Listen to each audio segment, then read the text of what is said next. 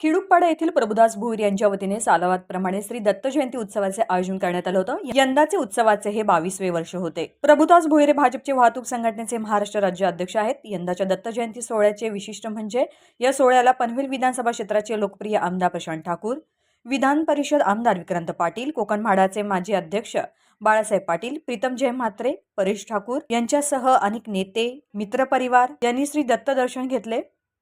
खरं तर या संपूर्ण पनवेल तालुक्यामध्ये आज दत्त जयंतीच्या निमित्तानं खूप उत्साहाचं आणि उत्सवाचं वातावरण आहे। संपूर्ण रायगड जिल्ह्यात किंवा महाराष्ट्राच्या कानाकोपऱ्यात आम्हाला ती अनुभूती येते। पण गेले 22 वर्ष ज्या दत्त जयंतीचं एक वेगळं महत्त्व आम्ही सगळे अनुभवतोय, ती दत्त जयंती म्हणजे आमचे सहकारी युवा नेते प्रभुदास अण्णा भोईर यांनी साकारलेली, सातत्य टिकवलेली दत्त जयंती। आणि त्यामुळे खिडूकपाडा येथे प्रत्येक वर्षी आम्ही येत असतो।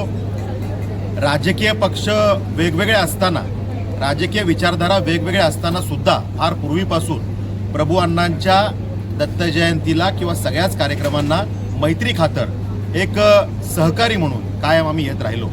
आज तर प्रभू अण्णा आमच्या या भारतीय जनता पार्टीच्या प्रवाहाचे भाग झाले, त्यामुळे आता तर अजून हक्काने आलो। पण या पूर्वीपासून त्यांच्याशी असलेले जिव्हाळ्याचे, मैत्रीचे संबंध, त्यांची संपूर्ण टीम यांच्याबरोबर असलेले मैत्रीचे संबंध हे कायम आमचे ऋणानुबंध राहिलेले आहेत। आणि त्या प्रभूंबद्दल असलेलं आकर्षण हे खरोखरच मोठं असं आश्चर्य आहे की कोणतंही पद नसताना सुद्धा ते ज्या प्रकारे जनतेमध्ये लोकप्रिय आहे, जनतेपर्यंत ते पोहोचलेले आहेत। जनतेच्या प्रश्नांची त्यांना असलेली जाण, जनतेच्या प्रश्नांबद्दल असलेल्या त्यांची कळवळा ही सर्वज्ञातच आहे। आणि त्यामुळे त्यांना त्यांचं राजकीय भविष्य हे नक्कीच उज्ज्वल आहे। बाकी त्यांना संधी ही कितपत भेटेल हे सर्वस्वी त्यांच्यावरती सुद्धा तेवढंच अवलंबून आहे।